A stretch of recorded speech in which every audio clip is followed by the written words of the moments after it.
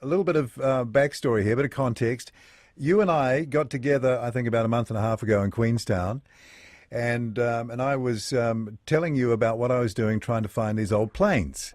Yeah. And it turns out that you're sort of a bit freaky about those things like I am, very interested, and you've been following that. And I was worried about this plane in Cuba. It was difficult to make connections, and people can imagine that, given, we're way over here, they're way over there, they're a communist country, and not one that we've had a lot to do with until probably quite recently. And you said, well, isn't that incredible? I'm just about to go to Cuba. Yeah.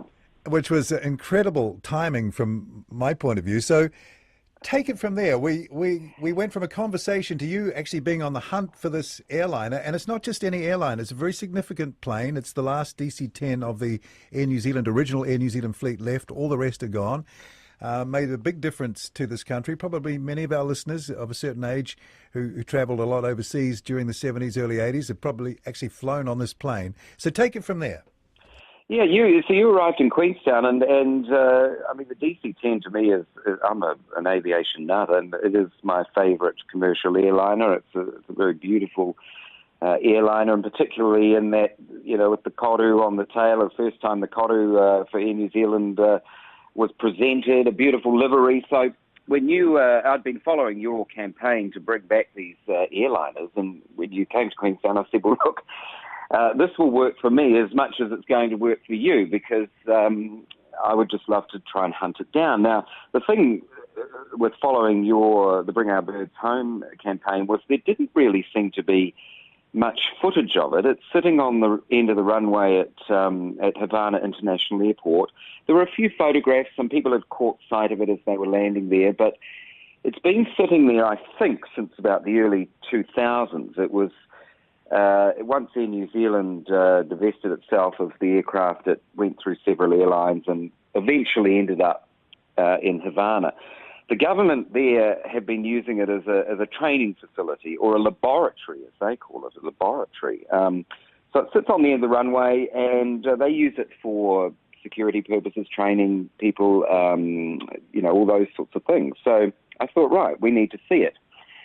So I arrived in Havana. We thought we may be able to get some connections with their aviation authorities. It didn't quite work out like that. That is one thing that I found out when we got on the ground, was that the bureaucracy in Cuba is interesting, shall we put it that way. So really all that was to be done was to try and get up to the perimeter fence, which turned out to be a wall around the airport, and sort of sneak around and try and see if we could film it. And we did. And it's classic Havana, Cuba, isn't it? Everything that you would expect to see in a scene from Havana, Cuba, is in the video material you took. The buildings, the architecture, the old vehicles. And tell us about the whole journey. Yeah, because I hired a car, and of course we know about the embargo in Cuba. Since the 1950s, they haven't been able to really import much because of the trade embargo with the United States. So they had to make do with what they had. And of course, Havana and Cuba have all these old 1950s cars. So I was wandering down in the street. I met this guy. He said, I've got this 1954 Pontiac. And I said, well, you could be my man. I need this car for about 3 or 4 days. Can we do a deal? And so off we went out to 30-odd Ks out to the airport in this convertible 1954 Pontiac. You're really traveling in style, and it's fun. It's a lot of fun.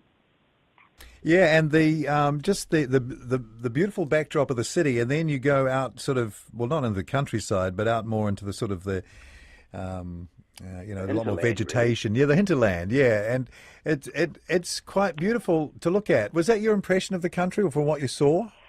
Look, I really only spent time in and around Havana, and then out to the airport. I think what's even more beautiful than the countryside are the people, because this is a nation which essentially has been cut off from the world, very similar to North Korea. And in some ways you could think they could be a bit bitter about things, but they are a beautiful people. And one of the things that I found was, when I explained this story about the DC-10 and what it meant for our country, and the fact that Bring Our Birds Home are trying to bring these aircraft home, you could see in their faces that they liked that story and they appreciated that it resonated.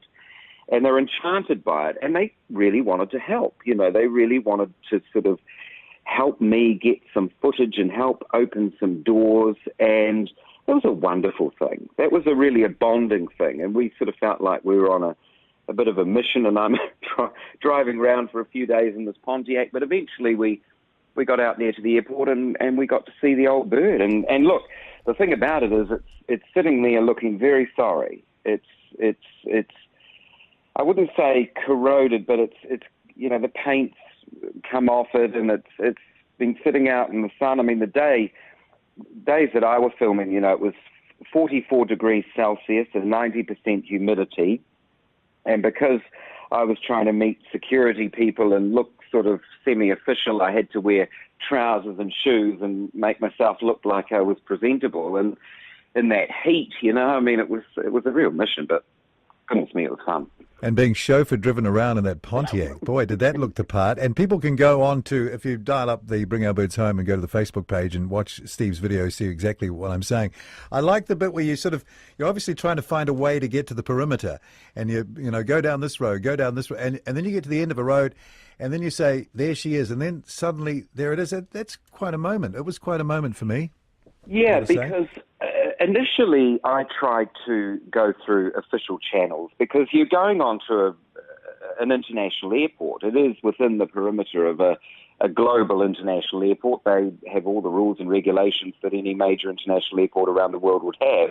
You can't just walk on to the airport. You have to go through all the security channels. Now, as those channels started closing down around me, and we were going to have to go through quite a major process, I thought, look, we've got to at least try and get some footage here, something. So I said, look, and I'd been studying, Google Maps and looking at where it was parked, and I said, there's a little village just a bit south of here.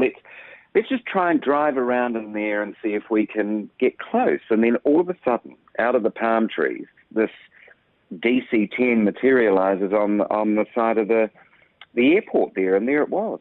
And she was there. Beautiful moment.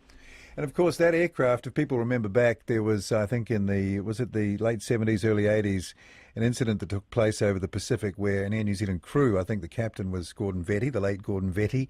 That's right. I think the co-pilot's still alive. He might live down in Wanaka. I believe also the flight engineer was the same flight engineer that was on the Erebus flight. But anyway, they had a missing airman over the Pacific who was lost and running out of fuel, I think in a single-engined small plane. And they diverted from their Nandi to Auckland flight with, I think, about 100 passengers on board, and found this guy and guided him to Norfolk Island and saved his life from the cockpit of that very plane.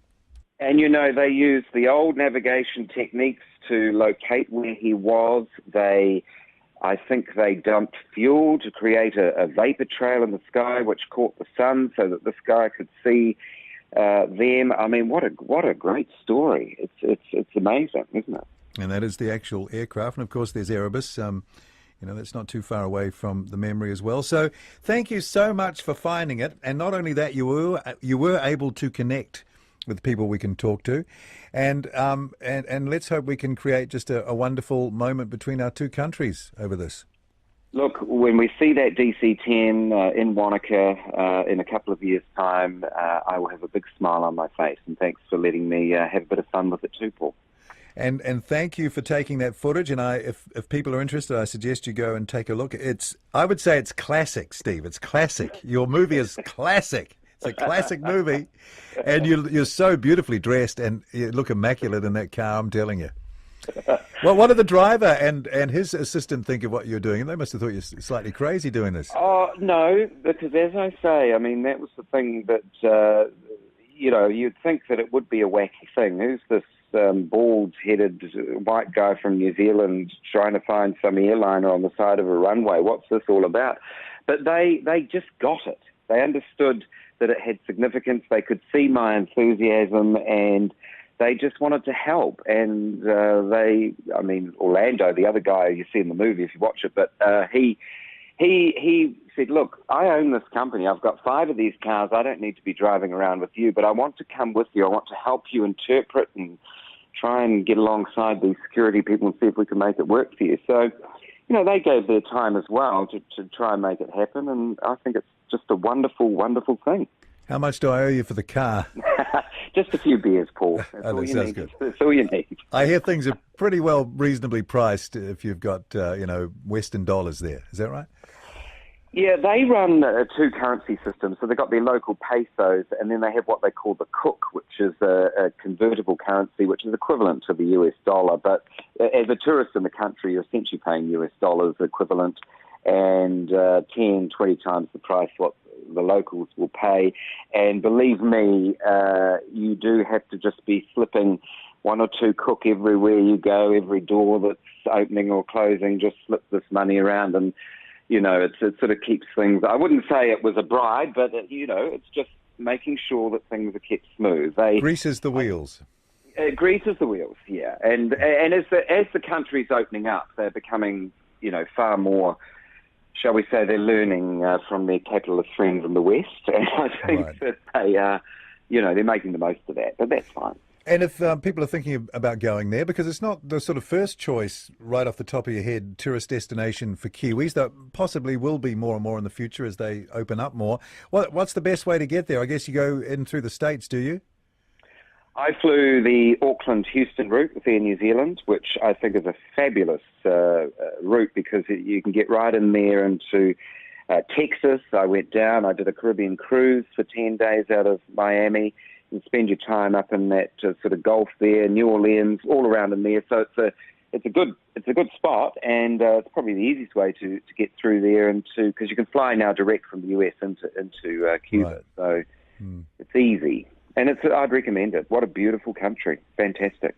And you had a bit of a scrape in New Orleans, right? I did indeed. I've been traveling the world for 30 years, and obviously into some crazy countries, North Korea, Afghanistan, the lot, but I was held at knife point and had to give up everything I had, and that sort of put a bit of a dampener on things at the end. But that's travel. You never know what you're going to come up against, do you? Wow. Well, I'm pleased you've made it through that okay, obviously. And thanks for coming on and talking about it. As I say, a lot of people remember the DC-10s. They were a big deal because they took, like you say, the Koru. It appeared on the DC-10 tail. And I think the DC-10s took the Koru all the way to London for the first time. So that's when we really it was a coming-of-age moment, really, wasn't it? Yeah. For New Zealand.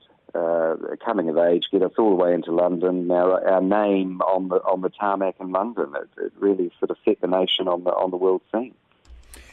Great story, Steve. Thank you, and brilliant footage. Thanks so much. What can I say? All right, Steve Wild there. On the hunt of our only remaining Kiwi DC-10. There's only one left out of 8. It's in Havana, Cuba. We'll get it back sometime. Steve went and filmed it and went on the hunt for it basically a few weeks ago. He's back now. He got back a few days. I guess Queenstown's a lot different from Havana. And thanks for coming on this evening and telling us about it. Steve, brilliant.